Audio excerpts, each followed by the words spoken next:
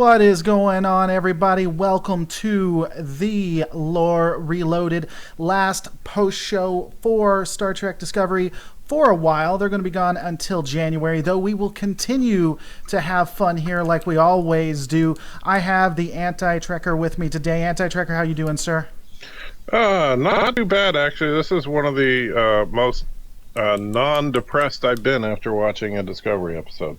It was really good, wasn't it? I mean, really good relative. It was a lot better than it had been beforehand. I was impressed by it to a degree. I wish they had had at least this minimum of effort when it comes to the show itself. But so, I mean, if you had to rate it, you said it was among the best. How would you put it at? Where would you put it? No, I would put this solidly as their best episode to date. There were some problems with the writing.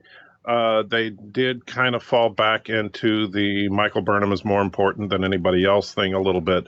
But, you know, overall, it was a solid episode. I mean, if I was rating it against all of Trek, I would probably give it about a 6.5 or 7 out of 10, right. Which is actually pretty good.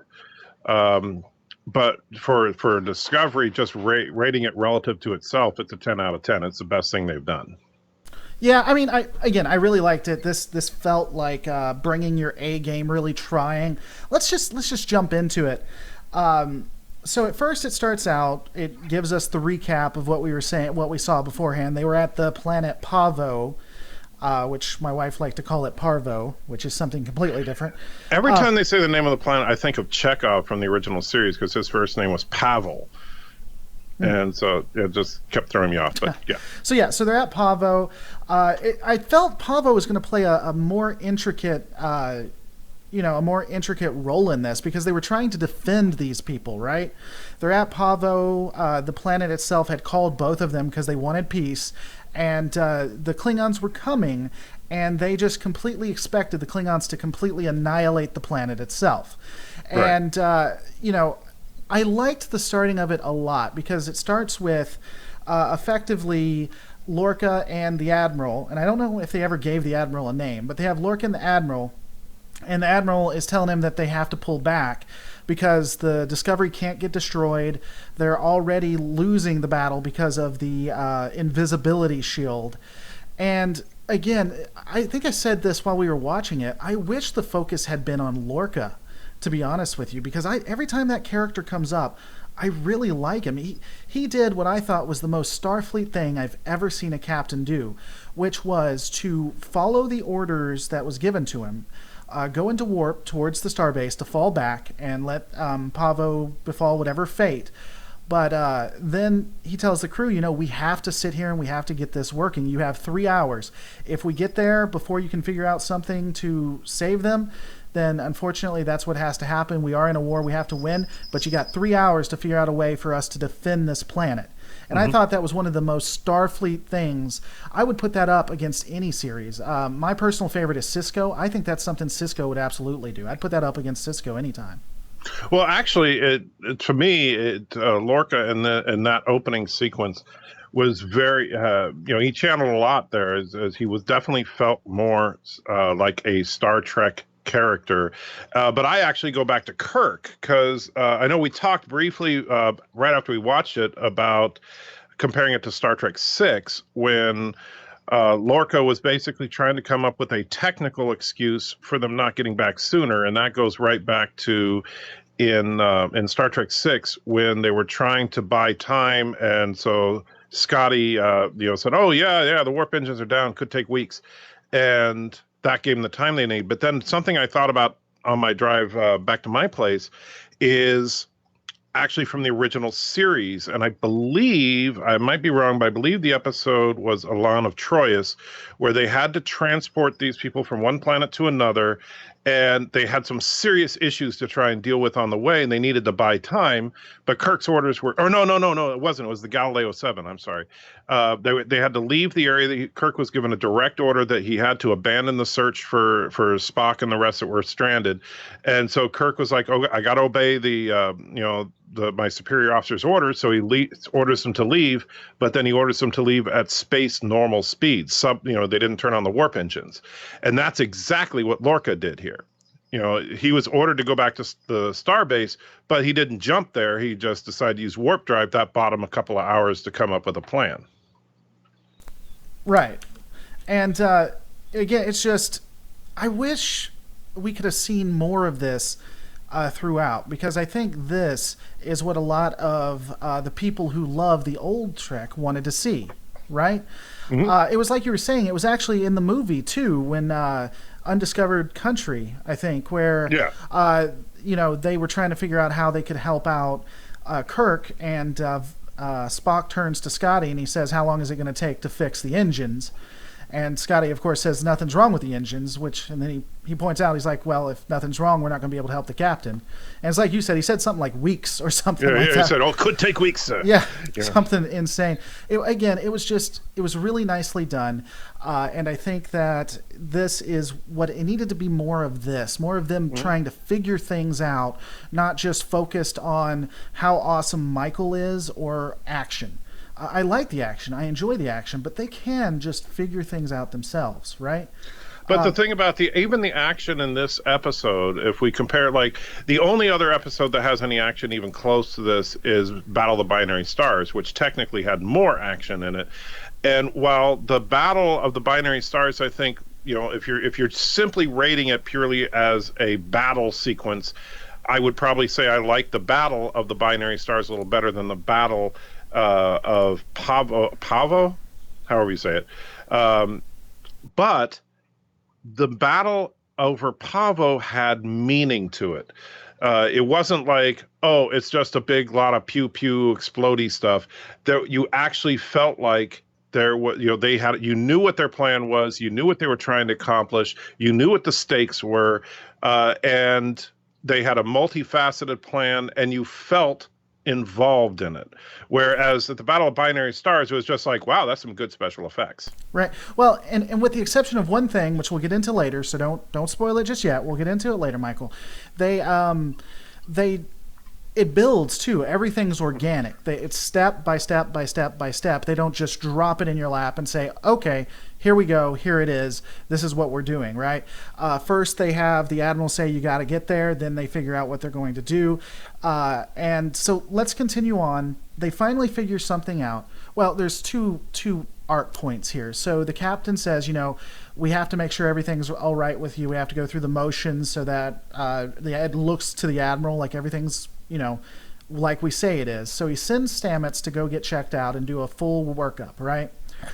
And of course, Stamets is worried because he's been having issues that he hasn't told the doctor about. And then they find something wrong with him. I forget, something with his brain that's going on, too many cell counts of something or other. And he said his temporal lobe, white matter in his temporal lobe was like overreacting or something, which I had a little bit of a problem with. I know technobabble is a personal pet peeve of mine, but besides the fact that we're making up stuff, fine, it's the future. We know more about the brain in the future. But a temporal lobe indicates that, it's like in Voyager when they'd start scanning people and say, oh, he's from the future because his, thetans are high or something. It was just, it felt kind of silly. Yeah, it didn't bug me all that much. One thing that does bug me is that I have 63 people watching. Hit that like button. I need either have 63 likes or 63 dislikes. I don't care. Go ahead and hit them. The medical stuff, yeah, it was just tech. I don't know if it was real or not, so it didn't bother me all that much. I don't like, but I think it was very Lorca-ish. I think it was very Captain Lorca to say, wow, that is unfortunate. Let's continue on with our mission. And so then he takes him to the map that you guys have seen. I don't know if Michael can see it yet, but you guys have seen. And the plan doesn't make a little bit of sense, and I think we're going to talk about that in a minute. But they did come up with a way of getting around the cloak, which I thought was interesting, at least, which was to put sensors on the ship and then to do jumps everywhere to try to get the whatever they needed to see the way it's bending light and everything like that, right? So I thought that was an interesting way of doing it and an interesting way of making the cloak useless or the invisibility screen useless. So it felt like something that isn't just tech but made sense to me. I think especially when you consider the way it's done. It's not just like magic. It seems like that's how you would work it. If you had a sensor sending out a signal and then you jumped from different locations, that it would make sense that you could collect that. So at least it made sense Yeah. in my mind. Now, By the way, real quick, don't mean to cut you off. I just got to say, Mr. Lorndell, when we were watching the episode, and we'll get to it later, of course, but I actually nudged James and told him they were hugging the donkey. right, yeah. Well, we'll get that. I wrote that down. But yeah, they were hugging that. I thought that was funny too. But they did have possibly a continuity issue. You're the one that caught this, not me. But they needed him to do all these sophisticated jumps. But they did say at the beginning of the series that they were able to do short jumps, just not the jumps that the other ship was doing. That's why they needed the tardigrade, which anti-trekker can't say and can never make fun of the way I do words now. It's interesting because they should have been able to do short jumps. You're the one that pointed that out, though. Yeah, and that's and that's where, like, when I recently did my I did a countdown of the Trek shows, and one of the things that I was considering is how consistent is the show with itself, with its own technology, its own rules as established. And my biggest problem with this micro jump plan where they're going to do 100 and some odd jumps around the ship, I like the idea. It makes sense because they put the scanners on the ship. They jump all around it to triangulate the data and be able to break the cloak. That I thought was really a cool idea. However, the problem is yeah, in episode 3, when Stamets is talking to his partner that was on the other ship, I can't remember what it's called now, but the other ship that was the same class as the Discovery, they were able to make long jumps where the Discovery could only make very short jumps. And it was all about the distance. That was the big key. And, the tardigrade was what allowed them to make the longer jumps. And then, of course, eventually that became Stamets when he melded his DNA. Now, what they're talking about doing here was a series of incredibly short jumps, much shorter than what Discovery did in their early testing phase. So it seems like this plan could have been programmed into the computer, and Stamets would not need to be endangered. Granted, that would have screwed up the ending of the episode, but that still would make it still seemed to break their own continuity. There didn't seem to be any real reason to put Stamets in jeopardy. But one thing I gotta say, and I like this because they did this better this is actually one of the shining moments of the show to me. And this is one of the things that elevates this show to where it's actually as good as, some of the other stuff we've seen in Trek and in the past, is the fact that Stamets knew he was putting his life at risk. His, I guess, live-in lover now, the doctor, also knew that. But they were both willing to go forward with the plan because of the stakes. Well, and they didn't go, oh, no, we can't do it. It'll risk his life. It was like, no, we have to. And granted, they needed a little, I know, they needed a little prodding, but I like that. You're jumping ahead, buddy. You're bad about that. And G Apple, if you mention Threshold again, you are banned from this channel for life. So two things to that. First off, people are saying this had a Battlestar Galactica feel to me. I didn't see it as a Battlestar Galactica feel. This didn't feel like Battlestar Galactica at all to me, honestly. I think they're talking about the strategy here because, if you look at the best moments of Galactica, particularly the liberation of New Caprica was probably one of the best sequences in that show. And it was all about quick timed precision jumps going all around. And that's kind of what they were doing here. There's some similarity there, but I don't think the show feels like Galactica in any way, shape, or form. Right. So other than the strategy was some similar concepts. Maybe. I didn't even get, I guess I don't really get that Phil, but okay. A lot of people are saying, and this is kind of what I came back with you. What if it couldn't do as precise jumps as it was saying? What if it could only go in a straight line and could only do from I don't know, a couple of light years away? It couldn't do specific jumping. That would be fine, but then they would have to. Here's the problem. This is where you get into how good is the writing. If the writers of a show are aware of and working on, keeping continuity, making sure that everything works within its own rules, then somebody should have brought that up. Because Why, now granted, Stamets wouldn't, because he already knows, oh, I have to go into the chamber. But maybe Michael Burnham could have suggested, well, couldn't we just do short jumps? We were doing that before. Or the captain could have said it, or, somebody that was aware of the fact that Discovery was doing short jumps before the whole tardigrade thing. Then that way, then Stamets could have said, oh, no, it won't work. The computer can't plot that many jumps or something. They could have said something like that, just to make it so that you don't have this big question mark over it. Right. Yeah, I don't know. I'm able, because of how good this show was, this specific episode, I'll say, to let that go. I don't think it was necessarily a huge deal. Again, it could just be the preciseness that they had to go with it. So that moves on to Stamets having a conversation with Captain Lorca, where he reveals the map and showing the alternate universes. And I guess this would, if I had to have, and it's not about looking at issues or anything like that, but it is something that stands out to me. I would have loved more foreshadowing than it having just in this episode. Now, I have said this before. I don't think you can compare Orville or Discovery, because Orville is more like the Next Generation, villain of the week, issue of the week, fixed, rinse and repeat. Whereas Discovery is more Game of Thrones. Everything builds upon itself. And especially since it's Game of Thrones and they're building stuff and they're putting stuff out there, maybe we should have seen this map beforehand.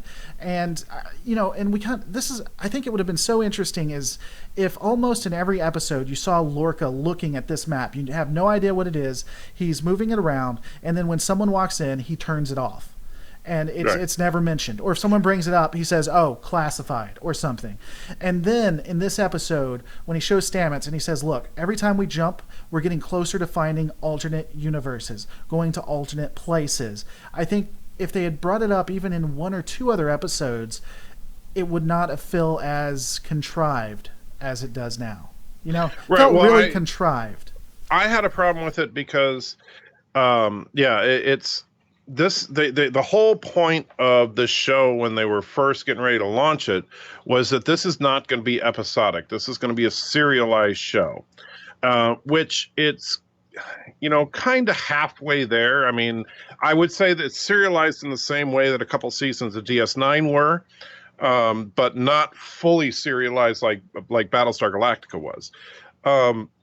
But to throw in the first indication of the alternate dimensions in the same episode that this ending ends up with, it's like it felt really cheap. It felt like the writers didn't know where they were going, and then at the last minute said, hey, alternate universes, let's do that.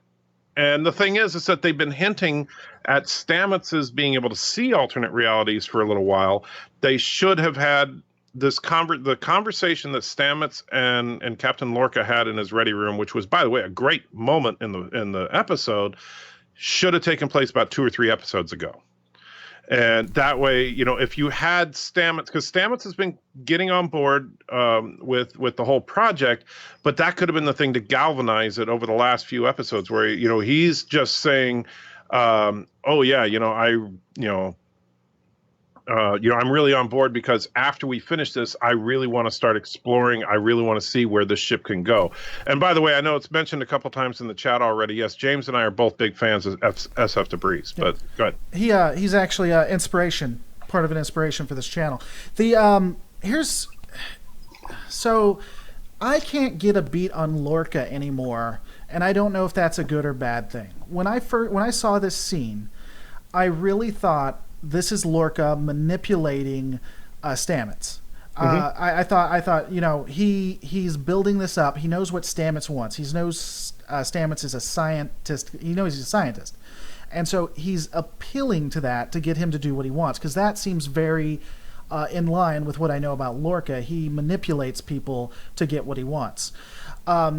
There are some points in this episode specifically, that make me question that and wonder if maybe he really is a scientist too. He's an explorer, like what Starfleet is supposed to be. He's just been damaged from everything that's happened.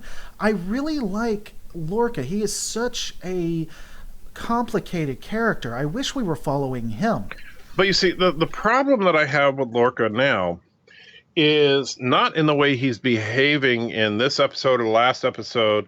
Um, it's more that it seems like he really is kind of inconsistent in that, like early on, and in the first episode that he appeared in episode 3, and he was trying to talk Michael into staying on the ship, and she refused because she didn't want to be part of a weapons program. And then he talked about, no, that's not what it's about. And he shows her the spore drive. It's about a new way of getting around. And that's cool. But then, of course, he turns around and, captures a giant demon dog from another dimension and tells her to weaponize it into a biological weapon, which kind of flies in the face of that. Either he's inspired by the idea of exploration and everything, or he's a hardcore warrior, but they're trying to kind of make him both.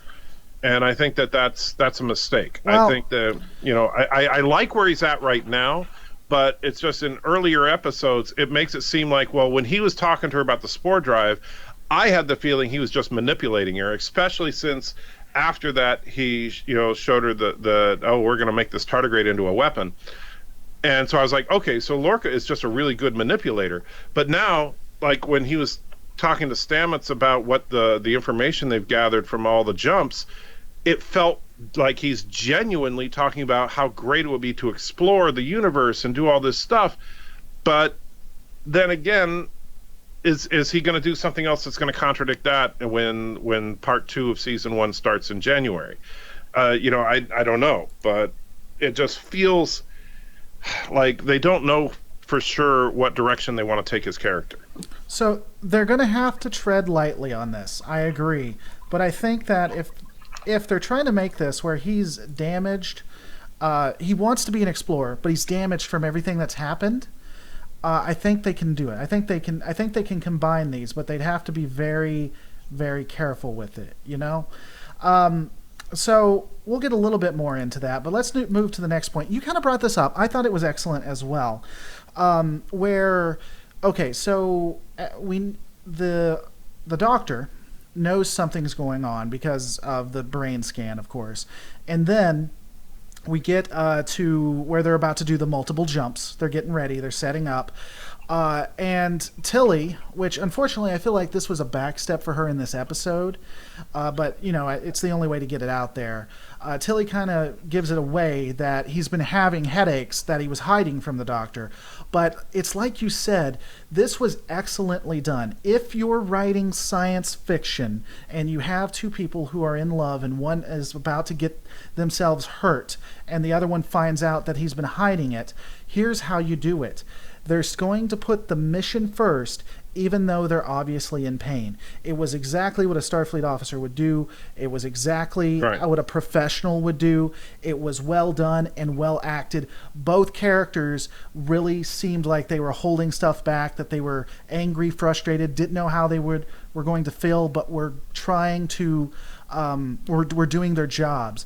It not only felt real, it was professional. This is exactly how it has to be written, I think. Well, and I would even go so far, like the Doctor and Stamets, they had a couple of really good moments in this episode. And there's the fact that, the Doctor, despite what he just found out, he also understood the stakes. He knew what was going on, and he knew his duty, and he knew Stamets' duty.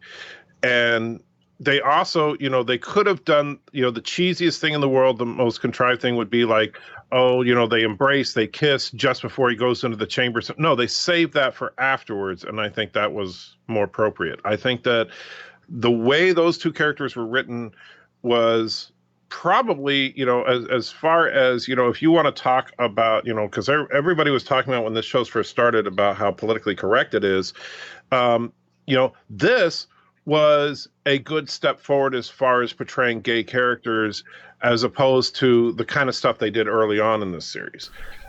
This felt like a real relationship. This felt like two people who really loved each other, and I like that. You know, I didn't like the way they were treating Stamets early on. I think that he felt more like a token early on, as far as his Yeah. sexuality. But in this, I think that it grew and and makes more sense. I don't know that I completely agree with you on that. I don't know that he ever felt like a token character. I know it was definitely agenda driven. I would agree with that, but Yeah. I don't know that it was token. But yes, but again, this felt real. This was absolutely just. I enjoyed this scene immensely, and I hope that they continue stuff like this. But so the doctor figures out that there's been more to it, that he's been suffering, that he's been hiding what's been going on. And it was funny. They're saying in the chat, Tilly is the new Wesley Crusher, and then they're saying, "Shut up, Tilly." So, I'm waiting for that line. That'll be great. And by the way, G Apple, going back to SF Debris, yeah, Lazarus of the Week was the Admiral in this one. Yes, that is absolutely correct. so so anyway, he handles it really well. He says, you know what? I'm sure he has a good reason. Obviously, he doesn't, and he's pissed off about it. But he says, I'm sure there's a good reason. Put something on to help him out, and then they continue on and they do the mission. Again, just absolutely wonderfully well done. Another thing that I really enjoyed was Lorca's speech. I thought it was a mix of. I thought if Kirk had done speeches like Picard, you would get what Lorca did, in my opinion. It was very inspiring, but it was also that of a warrior. And I just thought that was just excellent. Was there anything specific about that you kind of wanted to say? I put a couple of things down here, that he was a polite scientist, but then he said, "You'll tell the world where you were when we won the war." I just thought it was really well done. What are your thoughts on that? No, you talk about the speech on the bridge. Yeah, that he did to the whole crew, though. What was needed? I thought that was a good speech. I think I wouldn't compare it to Picard. I think it was more Kirk, and maybe a little bit of Cisco. Maybe and I know I people are going to shoot me for this, but maybe even a little bit of Archer in there, because even though Archer was not a good speech giver, he was always about posterity. He was all about what the future was going to hold, and Lorca kind of hinted at that. No, I thought that this was definitely Lorca's best episode by far, and so his character is really interesting because he knows how to tell people. You know, when he tells you to do it, you do it, and in that he has a commanding presence that really is reminiscent of a Kirk or a Cisco, but a damaged Kirk or Cisco. So I think that I do think that he. If this was an ensemble piece, as a captain, he would fit right in with the rest, as of this episode. But unfortunately, it's not an ensemble piece. Although this one was more of an ensemble piece than than most of the Michael-centric episodes, which is a good thing in my opinion. Right. Well, so let's get into a piece again. It's all about just being honest about what we liked about it and pulling and bringing it together. So they come back as a part of it to defend the planet. And at this point, you brought up something I think that was interesting. I know the Klingons kind of say something later, but I think you could argue that they wouldn't have if the Federation hadn't been there, if Discovery hadn't been there. The Klingons don't necessarily have any reason to waste resources on this planet or to blow it to hell. The only thing they know about this planet was that they received a communication that said, hey, why don't you come down here? If that had ended there, if they'd showed up and then nothing happened, it seems like a waste of resources and time during war to destroy the planet.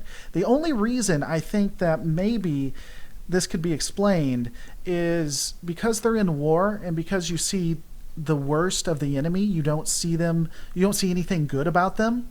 So they could be making these decisions based on what they think the Federation or what they think the Klingons are going to do versus what they might actually do. You know what I'm saying? But and that's the thing, is that if the crew of the Discovery, they're concerned that the Klingons are going to show up and destroy the planet. Okay, I can understand their concern there because the Klingons are very aggressive. But was it Cole? I always get the Klingons mixed up their names, but whoever the current supreme ruler of the Klingons is, but he had no motivation. There was no reason for him to say, "Now we're going to destroy this horrible planet." What? Why? Right. What possible reason? I mean, because the Klingons are not mindless villains. They it just didn't feel like they're, and because we were talking about how the writing in this episode was so much better than recent episodes, mainly because a lot of it flowed organically instead of feeling forced. But the Klingons should never have said, "Oh yeah, we're going to take out this horrible planet," because they had no reason to think it was a horrible planet. Right. And the Klingons wouldn't just randomly, because remember, even with Discovery, and apparently Federation technology is pretty superior to Klingons in most respects from what we're seeing. So, but the Discovery sensors didn't detect life on the planet because the fact that the life forms on this planet are something of a totally different order. So the Klingons wouldn't have noticed it either. So why would they simply want to blow up? Now, I could see they might say we're going to blow up the transmitter. Right. That might make sense. Out of irritation or just so it couldn't be used. But I don't know how it is. You know more about the original series than I do, so it may be different in the original series. But in the Next Generation and Deep Space Nine, as well as Voyager, though we didn't see a lot of Voyager, Klingon technology was always subpar versus Federation technology, simply because the Federation was diverse and they had more resources. Klingons were always trying to keep up. The original series might have been different. The original series, they were really, they didn't like do a toe-to-toe comparison of it, but it seemed like they were pretty much on equal footing. Right. And so, like a Klingon D7 battle cruiser and a Constitution class starship were pretty much considered that would be a fair fight. But they didn't really like a phaser compared to a disruptor. Who knows? Right. But they never had anything where it really showed that one side or the other had a distinct edge in technology. But in this, I mean, the Klingons don't even, they were acting like, what is this strange magic where you can speak Klingon? Because she had a universal translator. Right. Well, but I mean, if they're toe to toe militarily, doesn't mean they're toe to toe with science too. So I mean, you could go there. I don't know. I don't want to necessarily get in the weeds on that, but that was just an idea of what I was thinking. So the Klingons, it was brought up in the chat. It's a good point. They never fired on the planet, by the way. But they intended to. Yeah, but that was after the Discovery was there. So I think they would put two and two together with that. They never said they destroy it before until they saw Discovery. I think. I could be wrong on that, but I thought that's the way it happened. Yeah, and Patrick mentions, and I think you said this too, so the Klingons had universal translators in Enterprise. I haven't watched Enterprise in a long time. I'm trying to remember, did the Klingons actually have universal translators? Because I know that, obviously in Enterprise, the Federation did not have universal translators at the beginning of the show, and they were kind of developing it through the show. But I don't remember if the Klingons, if they made any point that the Klingons did or didn't. Right. Demetrius John asked, the uniform the Federation uses is after the original series, but it's 10 years before Kirk. Any reason Lore?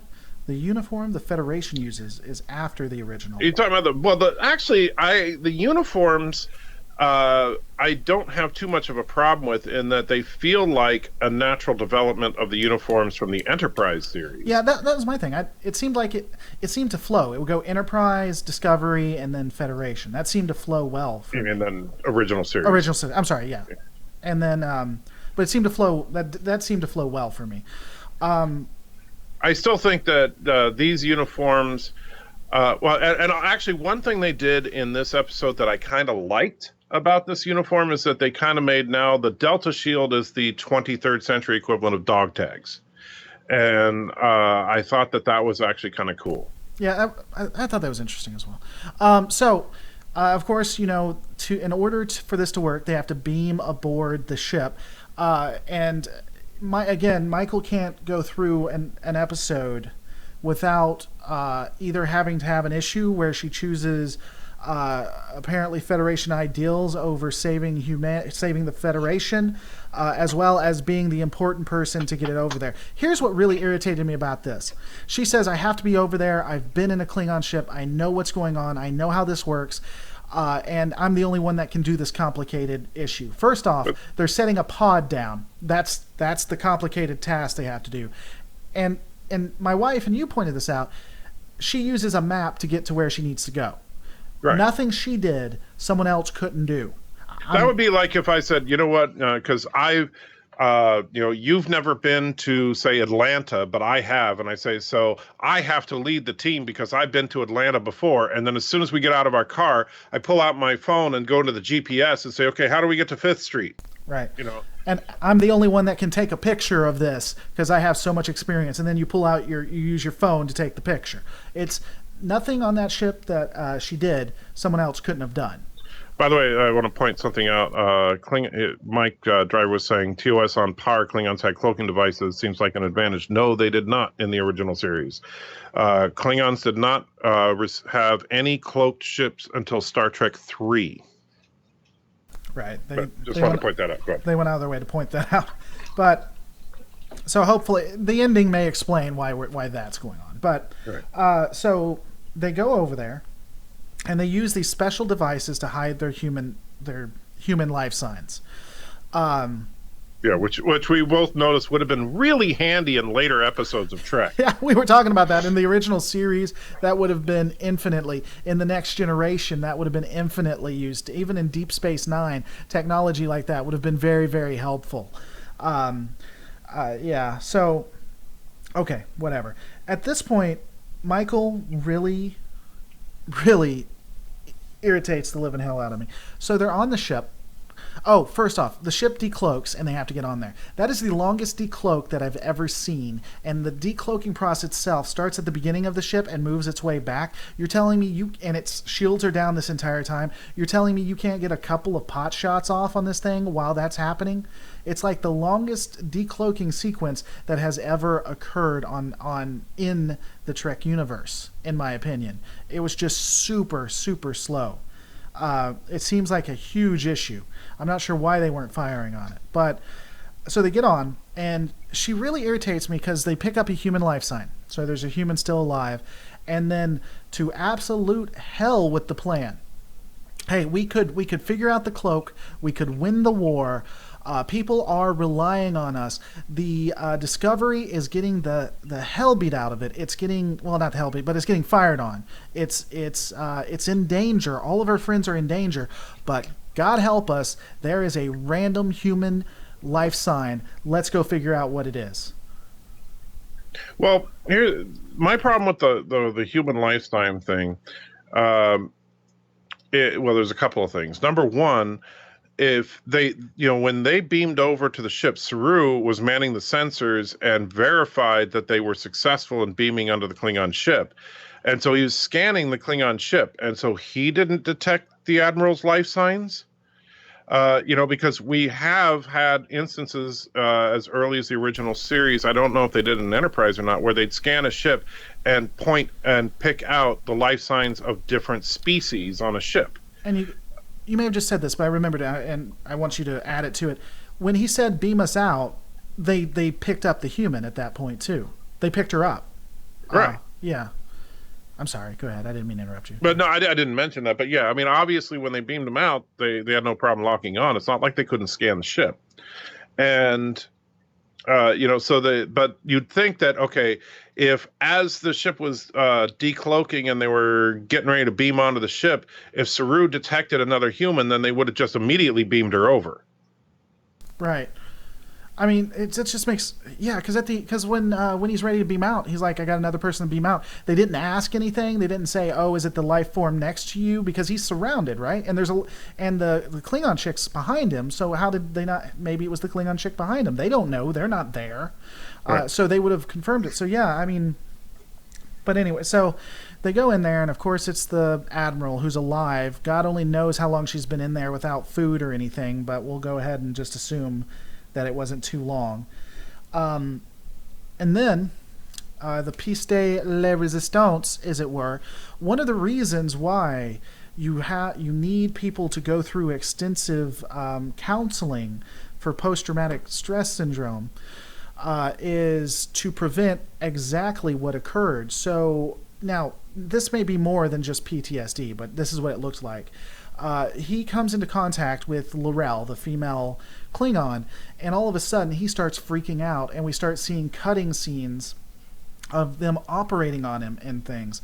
And right now, it's not completely clear, but it did look like to me, Michael, I'm going to give this to you a bit. It did look like to me that it was Volk, I think is the name. It was the male albino Klingon, because the images were going really fast. But to me, it looked like you did see the Klingon there. Did you catch any of that, or is that? I didn't see that specifically, but and I know I was saying that while we were watching that sequence, I do think that Ash is Voq, but I think he doesn't know that he's Voq. And notice that, like, even when he was in the brig talking to whatever her name is, the female Klingon, and she said she won't let anything happen to him. She won't let them hurt him. And to me, it's like, why is she so protective of him if she was nothing but a tormentor? Stop jumping. You're going to confuse people. Don't jump ahead. So well, no, but I'm just saying, I do think, as far as those flashbacks, because it all kind of comes together. As far as those flashbacks, I do think what we were seeing is some kind of surgical procedure to make him human. Okay. I don't necessarily disagree with that. Oh, that's a good image. There's a nightmarish image right there. What's that? Oh, you'll see it in a second. So I don't necessarily disagree with that. But so here's my thing. Maybe it is him, maybe it's not. I saw some images that looked like it was the albino Klingon. It looked like it was Volk. So it won't be hard for me to necessarily believe that. But I do think that even, let's say it is Volk and they made him forget or whatnot, they did horrendous things to him. And I think the things that happened to him, I think they really did that to him as a human to give him the persona, right? That they changed him, they wiped his mind, and then they did all these cruel things to him. That would still count as, post-traumatic stress syndrome. I think that's how you say it, right? PTSD, post-traumatic stress syndrome. Disorder. Yeah, disorder. You don't send people out that have that, because this could happen and they could become absolutely useless. And that's exactly what happened. And I think it only proves why Lorca made a bad decision in making him right. Thing. Even if he is human and it's just something they've done to his brain, or even if nothing happened, if it was on the level, this is why you don't do that. But ultimately, he becomes useless. So he's sitting there with the admiral. And honestly, I did think that during this point, he was going to remember that he was Voq, and she was going to be talking to him, and he was going to turn and say, do the big reveal or whatnot and kill her. That, of course, that didn't happen. But how did you like the Admiral's performance? I liked how she interacted with him at that point. At least it seemed like she was helping him out. Well, remember, and that's actually, I think, another thing that's a good organic piece of writing here is that they established early on that the Admiral was a psychiatrist, and that because she was the person who was very concerned about Lorca, and that she, and when she started talking to him, he got a little defensive because he knew she was analyzing him. And so now when he was having his flashbacks, his PTSD flashbacks, she knew exactly how to talk him down because this is what she had trained for. And so I thought that was actually really well done. I think that was her best scene in the series thus far, is that she really got to use her skills and training as a psychiatrist to try and get this situation under control, because she was not a warrior, as was clear. And besides that, she was very badly injured, and so she wasn't a useful one, even if she was. So, no, I think that was really good for her. So, I do think that even though I am of the belief at this point that Ash is Voq, I do think that it was genuine PTSD, in that I think that somehow his memory was wiped. I I'm still going to disagree with you on some of the stuff that you're gonna go on a tangent about in a little bit, but as Yeah, far because as his relationship yeah, with her, I know but you don't like me being right, but that was all right. Anyway, continue. no. But I'm going to explain why when we get to that Uh part. huh. The That's the but one the part you don't tell, that you don't jump to ahead of the story. Because I know, well, because people have Okay. been talking about her boobs through the whole chat, so we'll get to that. Don't worry. The but the I do think it was genuine PTSD, I think it was from, but I don't think that it was that he remembers it clearly or even correctly. I think he remembers bits and pieces of what happened as far as the surgery. That I think they were unable to wipe that part out of his memory. Right. Well, or So maybe it was all, maybe they did it to make him forget. Maybe it was so traumatizing. They knew what they were doing. They kept him alive like that so that his mind would force him to forget. I don't know. What? no, no, well, I don't know. I see what I'm sure they'll get into it eventually. The problem is that, well, I can't talk about the ending of the episode yet, but where they're at now, it's unlikely they're going to. Well, since she's on the ship, they may resolve it, but we'll see. Right. By the way, we're starting to have some issues on your side. You're starting to get a little roboticized, just to let you know. It's Okay. not bad right now. If it gets worse. So let's go ahead and continue on.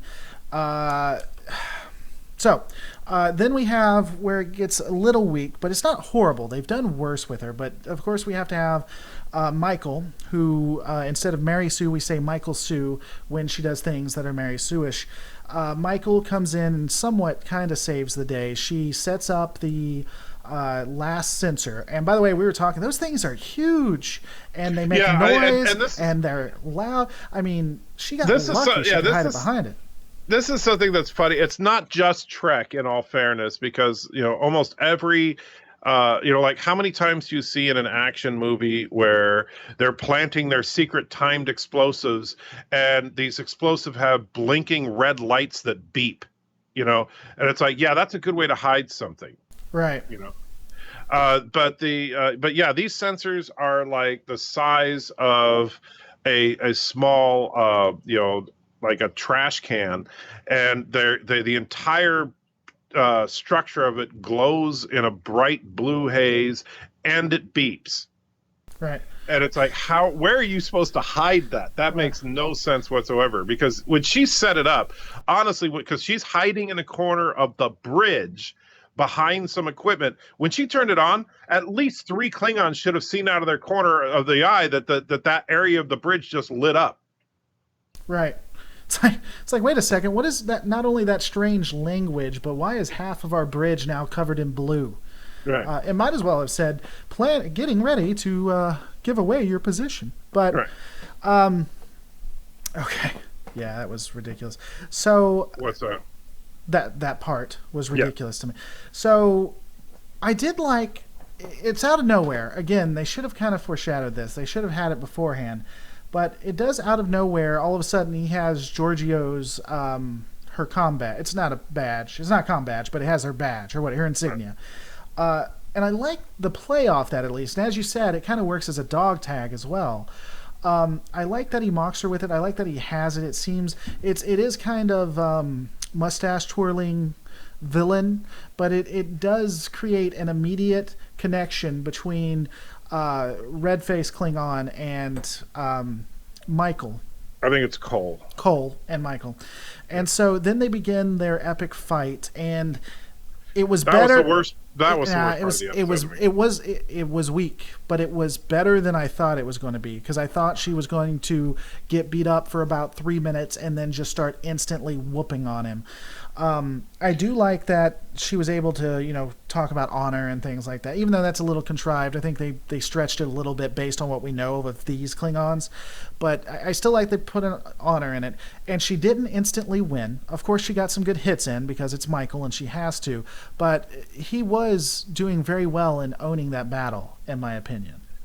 I actually disagree with you on that. I think that, first of all, based on everything we've seen of both Michael and him, so now he is not just some run of the mill Klingon janitor, right? This guy is a warrior.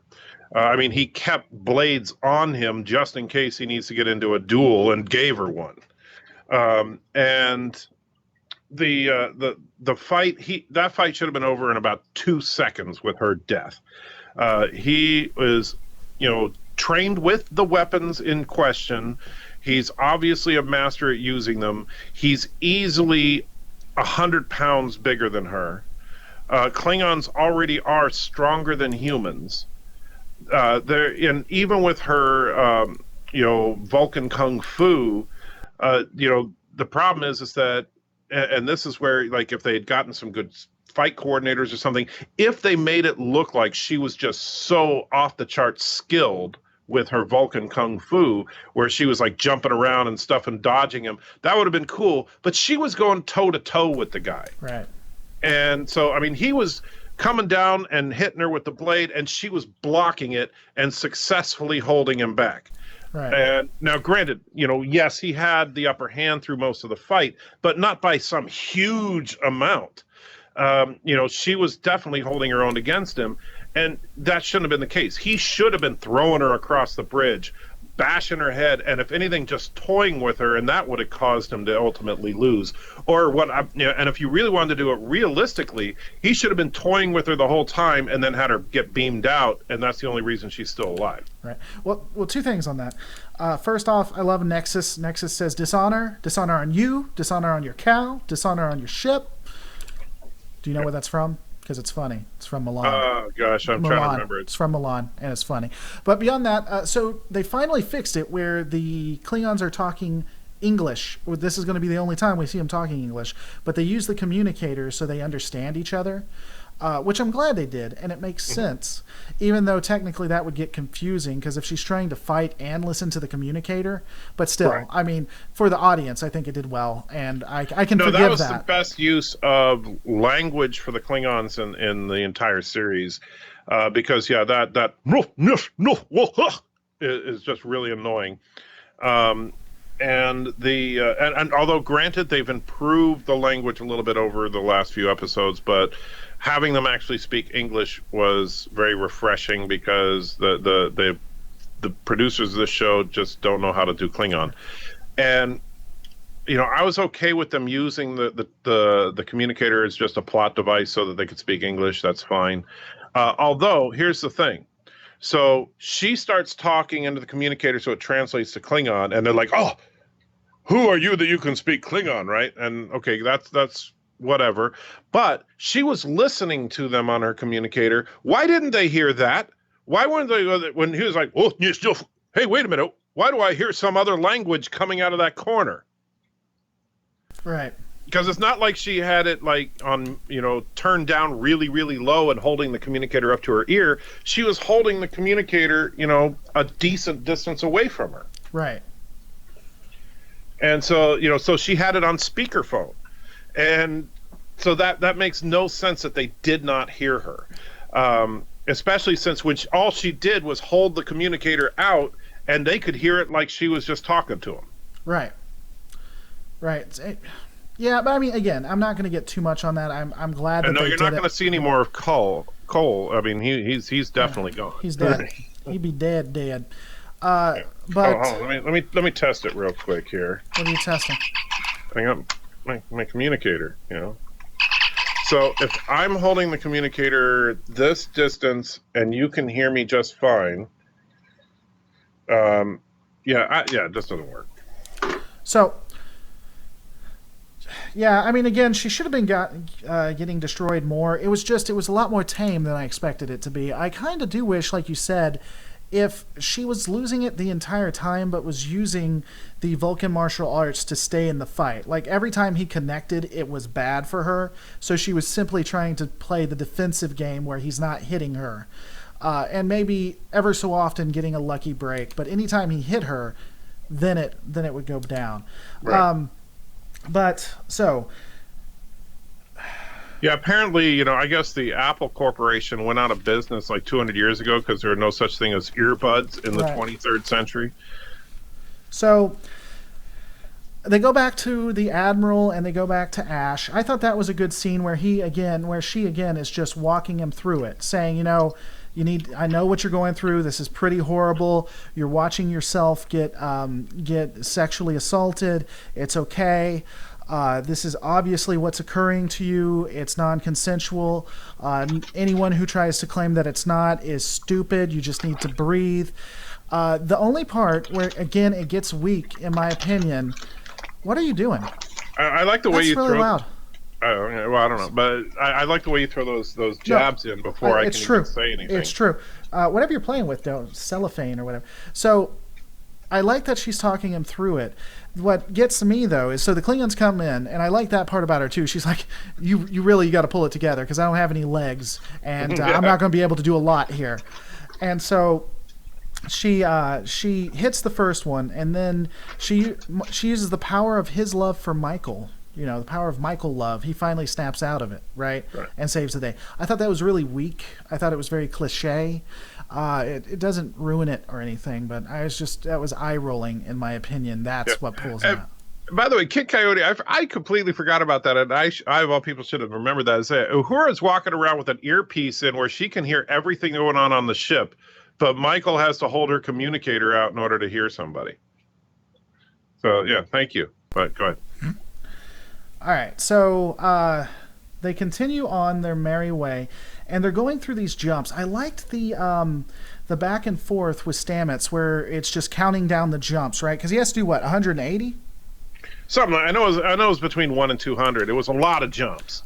And again, I think that was well done. Yeah, and I think it was great between the two actors when it comes to the relationship there as well, right? Usually that feels contrived to me, but I thought it felt real. It felt like two professionals doing their jobs. And it's just, even Tilly did really well in acting here as well. I just think this scene with Stamets, with the Doctor, and with Tilly is just really done. It really feels powerful. It feels like he's getting hurt. I don't really have any more to add or say against it. It's just, it was done really well, in my opinion. No, all the stuff aboard during the climax was really almost flawlessly put together.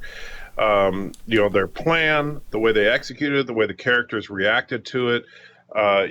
Even though the Doctor objects, now the Doctor, and I could see that of any Starfleet Doctor where they're thinking this is going to kill this person, we got to stop, and then the captain reminds them what's at stake, and so they do it anyway. Give him what he needs to make it through it, and that was really nicely done from beginning to end. And even showing like Tilly's manning the equipment and getting the spore drive, keeping it going. They're all working as a team. That whole sequence was just really well done. In fact, the only thing I didn't like about it is the fact that I'm looking at this god-awful design of the Discovery as it's jumping around. If it was a better-looking ship, that would make it a lot better. But it's grown on me. I don't hate the Discovery anymore. I'm sorry. Go ahead. I do. Oh, man, I still hate that ship. Every time I see that ship, I just want to... yeah. But, yeah, I mean, and that was a piece that I really liked as well. I thought that was excellent. We got to stop this. No, it's your job to keep him alive. And then he just steps back. He says... Well, and he said the one thing that nobody ever says correctly, and I got to give him credit, is that he said trillions of lives are at stake.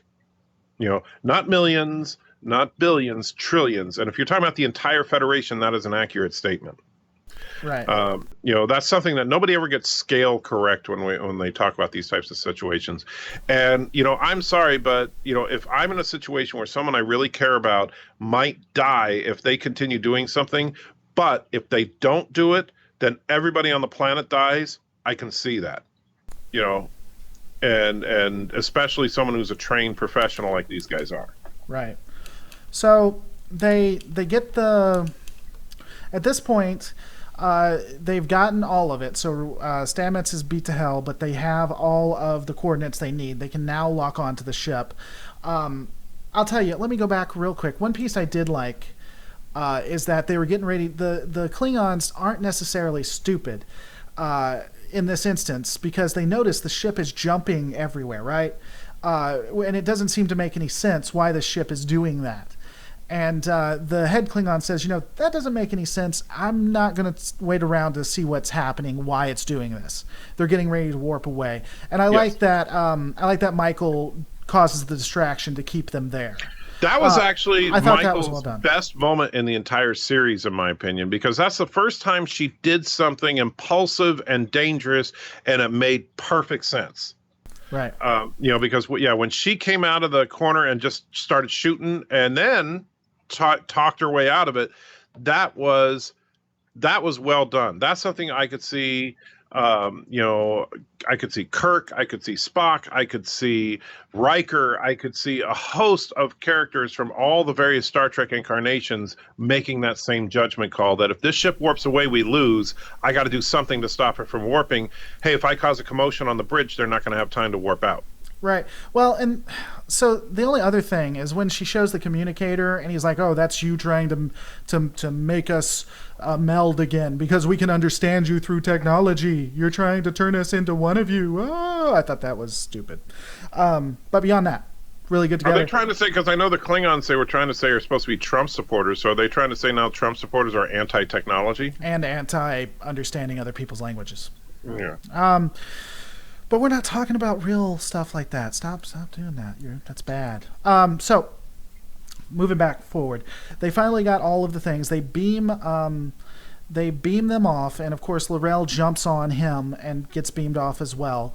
And they somehow know about the other human. I was worried at that point. They did it right, I think, because I was worried at that point she was going to start causing issues on the Discovery and maybe try to take it over or something. But they shut that down pretty quick, which I think is reasonable, which you'd hope that they'd be ready for something like that. And then they target the ship, they fire on it, and they destroy it. And I thought that was put together well. The only issue, and this is honestly a nitpick, where he's adjusting his eyes and doing stuff to his eyes, that somewhat almost proves to me that they should have pushed to get him out of command if that would disable him, right? I can't see how he's not pushed out of command if he can't look at bright lights. That is just such a weakness on the most vital ship in the Federation. But again, I mean, it's not... Well, but you see, I got the feeling that he was doing that, like he pulled out his little eye therapy thing just because he wanted to watch the ship blow. Because he could have still given the order and it would have been the same. But I think because notice he was walking up to the view screen as he was doing it, because I think he actually just wanted to get a good view of the death of the Klingons. Right. And one thing I did like, and I know some people might think it was a little anticlimactic, because really, once they figured out the cloak, Discovery fired, one volley of torpedoes and it was over. However, number one, if anybody that understands like the torpedoes versus phasers, if you fire a torpedo at an unshielded ship, it's gone. And so I like that they're consistent there.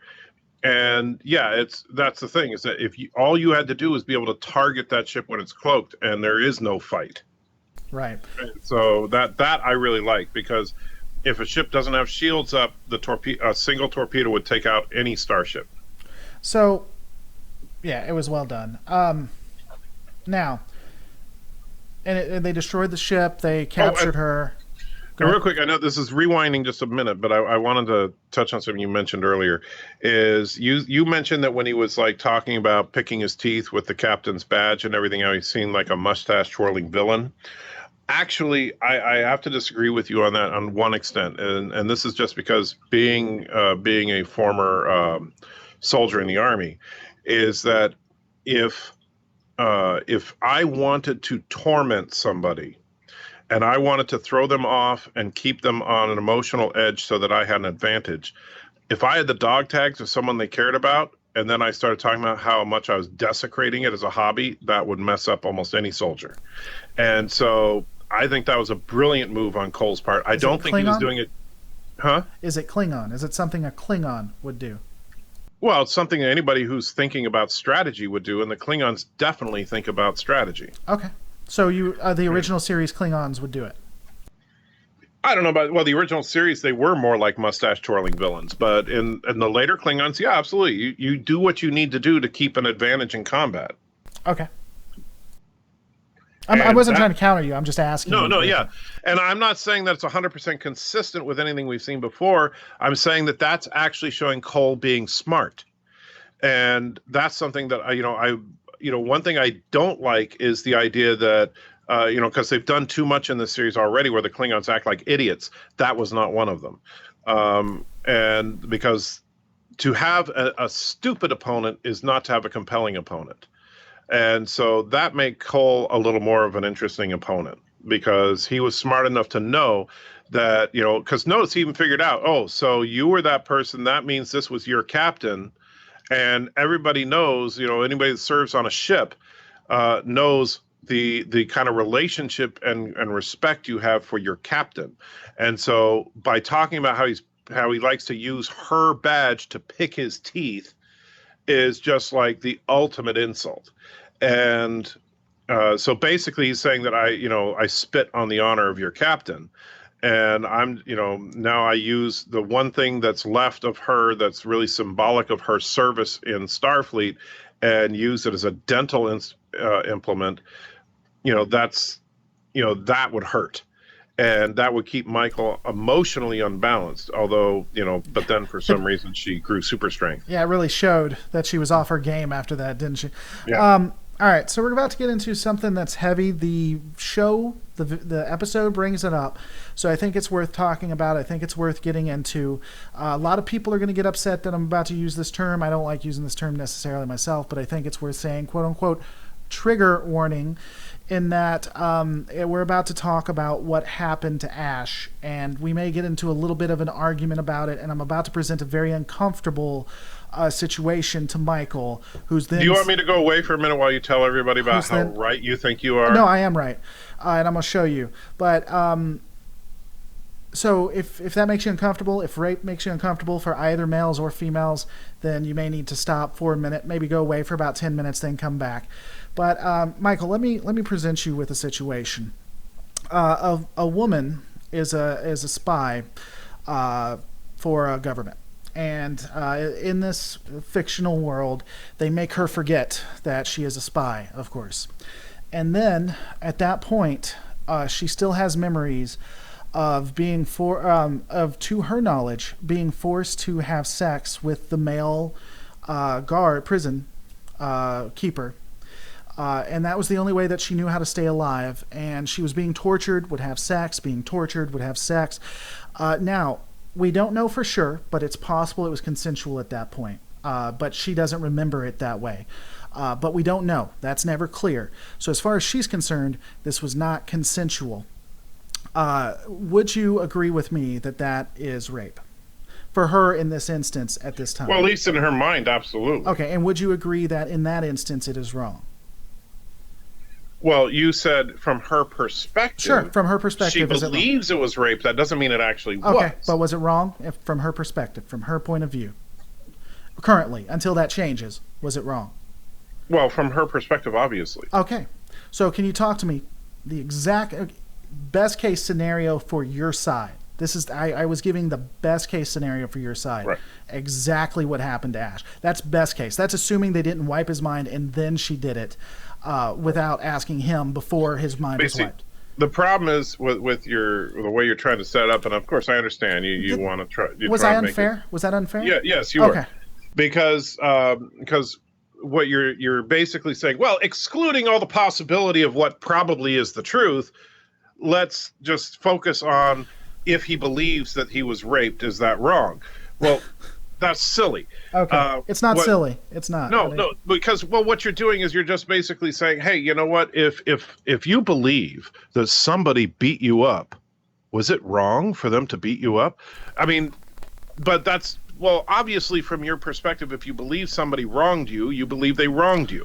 But what I'm talking about here is as far as like we don't know all the information. Clearly, I think the reason that the female Klingon is now on Discovery is because that's going to be a continuing reveal over the second half of season 1 as to what is Ash, what really happened, what was honestly going on for those 200 and whatever days that he was supposedly a prisoner. All we know for sure, and this is still based on fragments and flashbacks and what is implied. I don't want to interrupt you, and you can do this, but some people haven't seen it. Do you want to set up the context of what happened, the scene between Michael and him? I'm sorry, some people are asking what happened. I forget people haven't seen it. So can you? Which scene are you talking about? The scene I'm referring, where we get all of it, is he sits down with Michael. He sits down with Michael and talks about how, he went through all this time and he voluntarily went in for the torture and stuff, and he actually encouraged it. In order to stay alive. Well, not just the torture. He did not say sex at that point. You just don't want it to be that when it is. No, he didn't say it. It's like looking up into the sky and saying it's green. You're trying to read one way. I'm simply saying what was said was torture. Okay. What was said was pain and abuse. Nothing was said about sex at that point. That never came up as a conversational piece with him and Michael. Even though you see them having sex with him as a human. You see that in a flashback, yes. Now, here's the thing about that. We don't know, and we genuinely don't know. That sex scene, while and by the way, I find it almost comical because everybody was talking, with the F-bomb drops in the earlier episodes, which was completely gratuitous and pointless. Now, I'll say this about that sex scene. It was not completely gratuitous. They were establishing something there. So I don't object to it in the way that I objected to the F-bombs from the earlier episode. F-word, that's not Trek. Possible implied rape? Maybe a little bit Trek. Maybe. No, I'm not saying it's Trek. I'm saying is it gratuitous for the story? Sure. Okay. I'm not saying do I think that fits into the overall Trek? No, absolutely. And that's one of the problems I have with this show as a whole is that it is in fact in some ways too adult. Star Trek from the first incarnation all the way through the last episode of Enterprise has always been a family show. It's something that families have always watched. Some of my earliest memories from childhood from the early 70s was looking forward to getting up and watching Star Trek the animated series on Saturday morning and watching the original series every night in syndication, and it was something I would watch with my parents. A little kid, it would be completely inappropriate to take a little kid and watch this show. Yeah. All right. Yeah. At this point, and so that's the problem I have with it as far as it being in line with Trek. But now we're talking about specifically this story. All right, and in this story, and keep in mind they've already dropped the F-bombs and they've already made it clear this is not a family-friendly show. So, in that vein, if we're doing an R-rated Trek, that's even though I disagree with it, that's what we're in. But as far as what we saw there, and this is something that's used in film and it's been used in TV and all that, but we do not know the context of that sex scene. The only thing we know is that they had sex, or at least he remembers having sex. Now, the other thing that's interesting about it and what may come out over time is we may see in the future a retelling of that scene, except instead of being Ash, he looks like Voq. Because we don't know if that's before or after the procedure. We don't know all the details. We know that we have someone who is clearly traumatized and struggling with memory. And you've said this before, but you know full well that memory is the least reliable source of information. And so first of all, he's only remembering fragments, and second of all, we don't know how accurate it is, and we don't even know entirely what happened to him or even what species he is. So there is a lot of unknowns here. Well, there's no way they shouldn't know that he's human, especially because... Well, no, he just has one of those little gadgets to disguise his power reading. Because when they do full makeup of him, they're not going to have him take off all his clothes and all that stuff. You just don't do that. Anyway, okay, whatever. I'm not. If this was a female, this is probably my damage. If this had happened to Michael, and if you tell me I'm wrong, I'm gonna take your word for it because I trust you. But I really get the feeling that if not you, everybody else on planet Earth, if this was Michael or a female, everybody would be fighting and saying this is wrong and not trying to Oh, justify what is clearly rape. In my opinion, I'm not trying I to don't want to get into justify that. rape, I don't though. want to That's get the into thing. that. I'm not. I don't know. I'm not trying to justify rape or Benefit saying of that. the doubt to the person who did it. It's okay. All right. Anyway. What I'm saying is that we know he's traumatized. We know he's been through a lot, and we know that she's at the core of it. But the interesting thing, and I do think this is interesting, is that last scene where we see him and her together in the brig, her expression of "she won't let them hurt you" is not the expression of an abusive, Right. enslaver. It's of someone who genuinely No, cares. not Now, necessarily. Not necessarily. And hear me out. Hear me out on this. If she's insane, she might be. I'm not saying it. The show leads us to believe it's not this, but in theory, if she's insane, she might think she's helping him when she's hurting him. People that's do true. that to other people all the time. And only time will tell, though. Yeah, That's I'm not the saying thing. that's We it. don't I'm know. just, but so one thing to address: 1337F337 says, "Laura, I don't understand your main gripe. Stuff like this happens in war." Absolutely, it frustrates me because it feels like. And it just feels like people, not necessarily anti-Trekker here, but people in my comments section have tried to justify it when I know if it was a different, if the character it happened to was a different sex, it would be completely different. And maybe that's just damage on my end. That I'll fully accept. Maybe that's damage on my end. Here's the problem, and there is clearly a double standard. I mean, obviously, I don't want to get too Ash, and this wouldn't happen with Michael because Michael's not a character who's shrouded in mystery as far as her past. But if we took, let's say Ash was a female character, all right, and then and so the whole thing is reversed, right? And so instead of the female, it was the albino that was abusing him or abusing her. Sure. Okay. Now, I'm not defending obviously rape. I'm not defending torture, anything of the sort. But I would say the same thing based on what we know is we don't know. Sure. The whole truth. There is good reason to suspect that she is some kind of sleeper agent. There's good reason to suspect that she is in fact, or the well. You mean he? He is. Well, but yeah, I was kind of going my hypothetical, but there's good reason to suspect that Ash is in fact some kind of double agent, some kind of sleeper, Manchurian candidate, whatever. Maybe they surgically removed his brain and put Volk's brain in Ash's head. Maybe they did something entirely different. We don't know. Sure. But I think we'll find out before the end of season 1. At least I hope so. Right. But I don't think that it's fair to say that, because I'm not drawing conclusions yet, that I'm defending rape. I wasn't saying you were defending rape. Right. Even if you would have gotten upset because Ash was female, that doesn't mean you're okay with it because he's male. I just feel like I feel like it's not. I feel like it's supposed to have a huge impact, and it's not because of his. And again, that could be damage on mine. I don't think it's Trek, though. I think you'd agree with me on that. So here's my thing. And I said I don't. That the adult stuff in this show is clearly not Trek. So here's something. Trek has always tried new things, so I'll give them that. Maybe this is as new as you can get to Trek, right? So at least they are trying to expand it, and I will give them that. It worked for Batman, so. Yeah, but you see, the thing is that like when people talk about, say, The Dark Knight, the Christopher Nolan Batman trilogy, compared to older Batman, or even the Tim Burton Batman movie. That was the first real dark Batman we had in mainstream media outside of comic books. And while it was certainly darker, you could still take a kid to see, the first Tim Burton Batman film. You didn't have Batman, and even to this day, even with the Batman v Superman and stuff.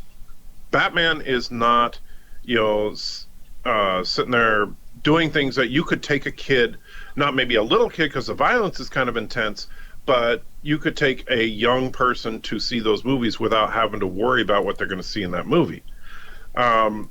Unfortunately, with this Trek series, and I don't know why, because it's, especially with where they're going right now, they're making things interesting. You don't have to push the envelope just for the sake of pushing it. There's no real need for it. You could do a similar story as what you're doing with Ash without showing, without showing the Klingon boobs, without showing Right. blades being shoved into skin.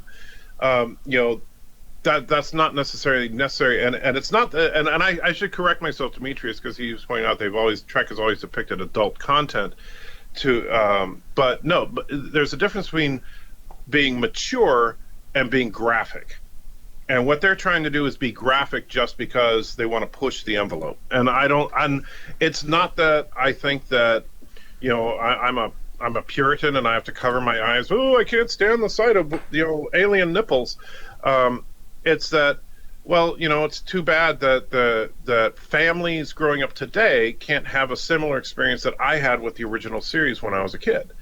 That Trek is no longer something, and because Trek brings up a lot of heavy duty and really good, social issues and stuff, and always has all the way back to the beginning, things that people can talk about. And they brought racism, which was a hardcore issue back in the 60s, in such a way that a family could talk about it and make it understandable to people who don't get what's going on with the civil rights movement and stuff. So is it possible to do this without making it so that it has to be that quote unquote mature? Right. I don't think that's necessary. Well, the other thing I'll say, guys, is if you haven't, don't forget to like this video and share it with your bestest of best friends, or even people you hate. But so here's my. I agree. I don't know that they necessarily even needed to take it that far with it. They could have just did the torture stuff and just kept it there, and I think got the same impact that they did before, and then we don't have to worry about these controversies and things. But it's whatever. It is trying to take it in a new way. Someone said that you want Disney Star Trek, so you got that looking for it. And that's fine. You want to feel that way but well, you just got done countering it. Well, the thing is, it's not. People think, oh, well, you're a Care Bear or whatever. You don't. Oh, it hurts your feelings to see, harsh content. And it's like, and yeah, it's true that kids do see, mature content. That doesn't make it healthy. Right. That doesn't make it good. Just because it happens doesn't make it a good thing. And just because people want to push the envelope doesn't mean the envelope always needs to be pushed. I understand that some people are just, really, really want to, there are people that think that we should just have hardcore porn on network TV. And, that's fine. That's your opinion. I think you're wrong. I think it's destructive. I think that we as a society take sex and violence way too lightly. And this is from a person who loves, superhero movies and stuff like that. But I think that they take the violence sometimes way too far. I thought you were about to say this is a person who loves porn and violence. Yeah. No, but okay, I'll let you finish out, but let's continue on after you finish out. Right. And actually, and someone mentioned Picard, but think about the two-part episode of Star Trek: The Next Generation, Chain of Command, where the entire second half of that was Picard being tortured, and there was nothing. Picard was stripped nude. You never saw anything that you can't show on TV, of course, but they also that it was brutal and it was incredibly effective. It was such a well done statement on torture, and they didn't have to show jamming blades into Picard and having blood spurting everywhere to do it. That's simply not necessary. And if you do it in that kind of a way, if you can show people that without going so far that it would literally traumatize young people, then because some of the stuff they showed in this episode with the torture stuff, I'm not even talking about the sex scene was like 10 seconds.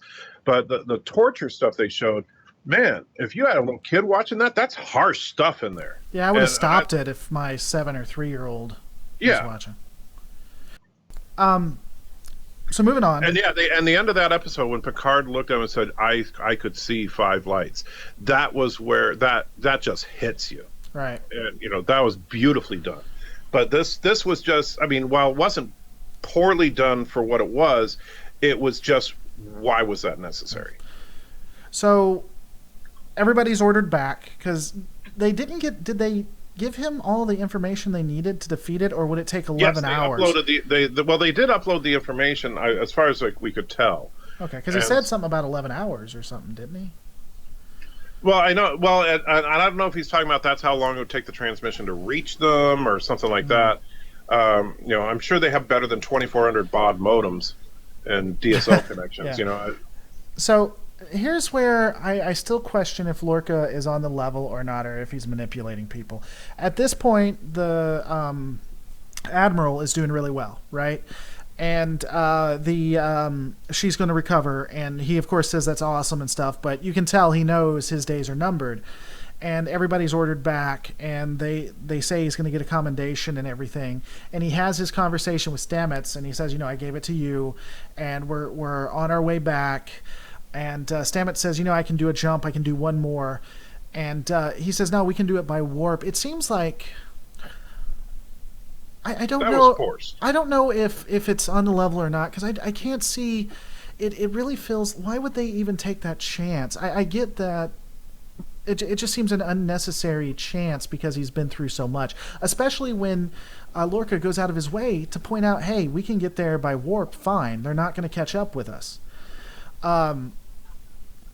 Because what might happen happened. So, as you said, it's kind of forced. It just feels. I don't understand why they would move forward with that unless Lorca wants to get them into one of these alternate realities.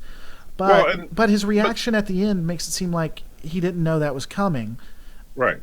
So right. That's why I'm confused. They thought they were just jumping back to the starbase. Right. And I thought that the way they did the ending was incredibly contrived.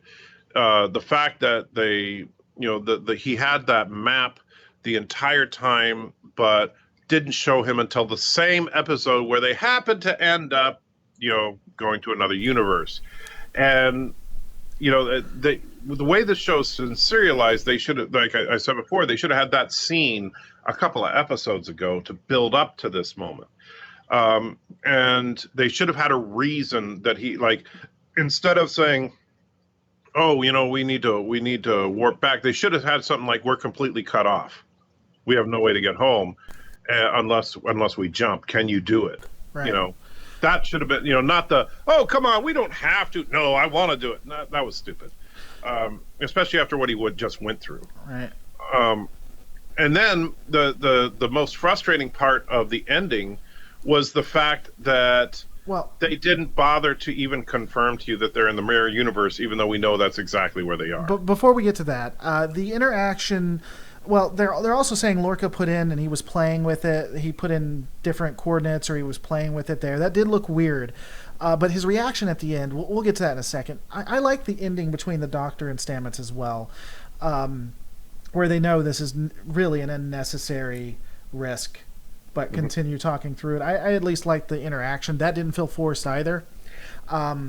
Unless you have anything to add to that, just move in. You don't have anything to add to that. No, although I got to say this, I was really disappointed that the Admiral, and this classic, it's kind of funny because we were talking about, is it Trek, is it not Trek? Unfortunately, this is something that is kind of Trek, especially later shows in Trek, where there's some situation that they completely resolve off screen in just a casual line.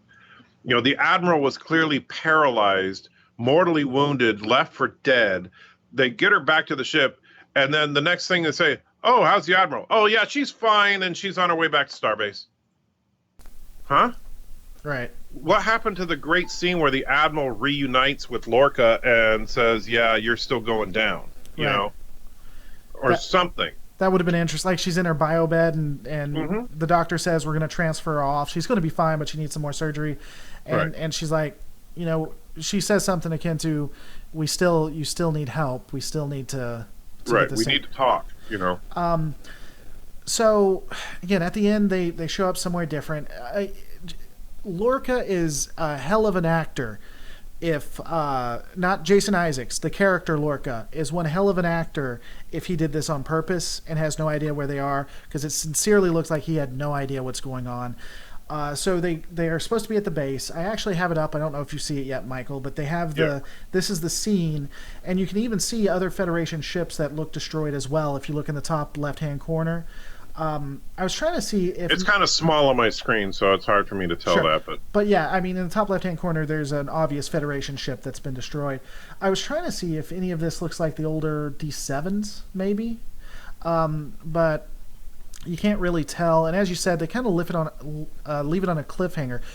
But it's not even much to of a give, cliffhanger. It's right. just that, oh yeah, they jumped somewhere, they don't know where they are. I want you to give your ending. I don't want to spoil it because I do that sometimes. I want you to give your ending on Sure. on the way it should have went. Well, first of all, obviously, like I already did say, is that they needed to have a reason to use the jump drive. Like they were completely surrounded, and the only way out was to jump. And then, of course, I have no problem with the way that, okay, it was obviously Stamets's brain couldn't take it anymore, and something went wrong during the jump.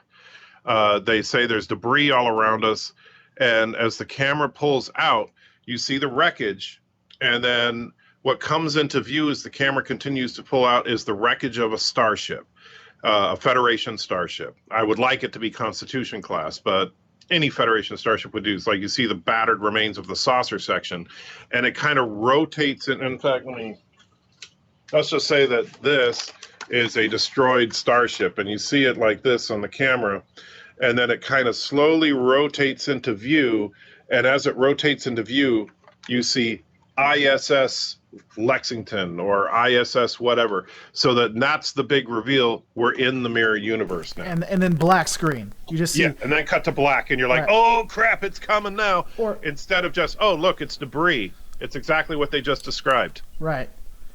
I just think that would have been just excellent. A great ending. Overall, it was a good episode. It was a poor Actually, you know way. what would have been even better? ISS Discovery. Oh, that would have been interesting. Yeah, and maybe because them jumping there somehow messed things up. That would have been Right. So, or they show up and the ship is whole. The ship's not destroyed or anything, and it has lights on, and the lights are flickering, like it's having engine power. It turns around and it's the Shinzu, but it's the ISS Shinzu, and then the lights completely go out, and then it See, I think blacks. we're going to see, and this is, now granted, this might just be my hope, wishful thinking that they get better in the show, because it has been steadily improving from the first episode to now. But I would genuinely like to see, now that we know, I mean, because just from what they've said in pre-production, that there's going to be a big Mirror Universe storyline. So it's probably pretty likely that we're going to see them in the Mirror Universe for the remainder of the series until the end of the season 1, and then come back. But I want to see the ISS Shinzo with the evil Captain Georgiou, the evil Michael Burnham, and the evil Suru, because that would just be too cool. Right, I think that'd be really interesting. And Michelle Yeoh was so wasted in the first 2 episodes. That would give her a chance to shine. Right. So one of the reasons they're asking, why couldn't they figure it out with the sensors? Because the jump really messed up the sensors. Right, and they don't know where they. And the thing is, keep in mind, this is pre-original series, which means that Granted, I know that Discovery has not been really good about adhering to canon in any way, shape, or form, but based on established canon, nobody has been to the Mirror Universe, which means that they don't know it exists. Right.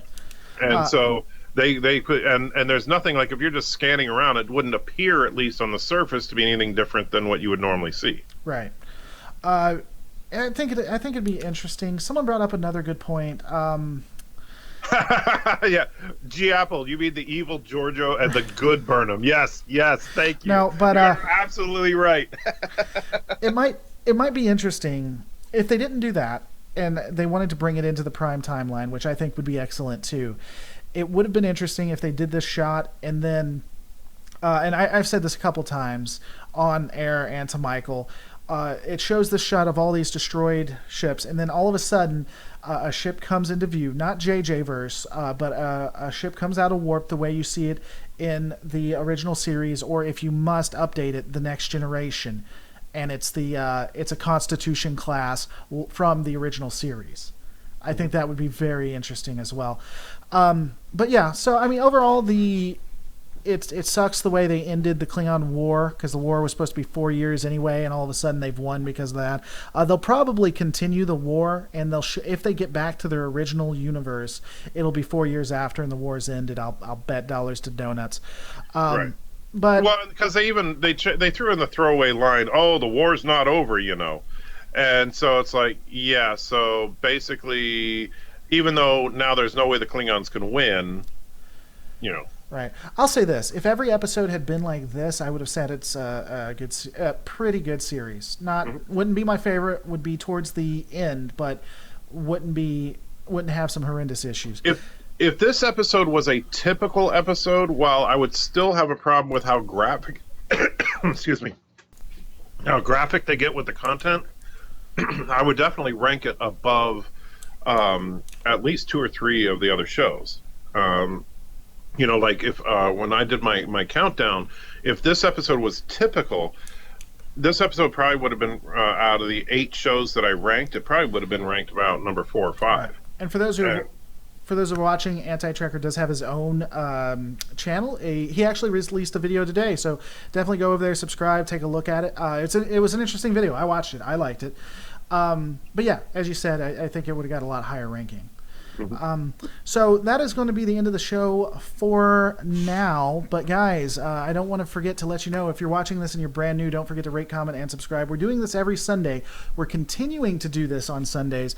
We're going to be doing events on Star Trek Online, but we're still going to be having conversations like this. So we're going to be playing, but we'll also be talking about like the 4-year Klingon War, kind of what you see on the Geek Breakdown, but me and Michael. We may have other people on. I'm going to put a Discord together so that we can run the fleet. If you want to be a part of that, you can either comment or send an email to sto@lorereloaded.com. I have never really ran a fleet before, so I'm still learning all this stuff. I've partnered up with Arc Games, Cryptic, and they're going to be giving me a lot of free stuff that we're going to have on Sunday. So come back Sunday at 9 o'clock. I'm going to be giving out a lot of stuff. It's going to be a lot of fun. Again, don't forget to rate, comment, and subscribe. I'm going to run the ad that you saw one more time, and then we're going to be out. Michael, quick word before I run it. Word. Fantastic. All right, guys, we're going to see you on the next one. And I'm going to run it now, so Michael still needs to be quiet. Why? But I don't want to be quiet.